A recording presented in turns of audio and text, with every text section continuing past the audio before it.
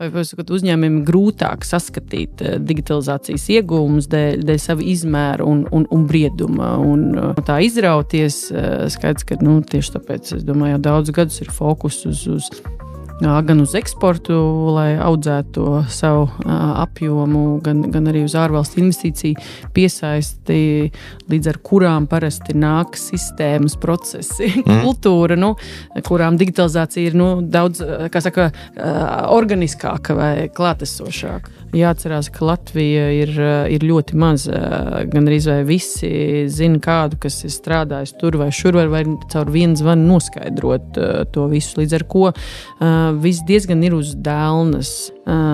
Es piedaru pie tiem, kas uzskata, ka tādas inovācijas vai jaunu uzņēmumu vislabāk rodās uz lielu starptautisku uzņēmumu pieredžu maliņām, teiksim tā. Uzņēmumi nav gatavi darīt neko, ja viņi neredz.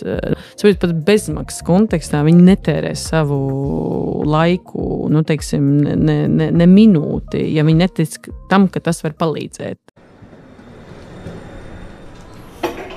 Pietura digitalizācija.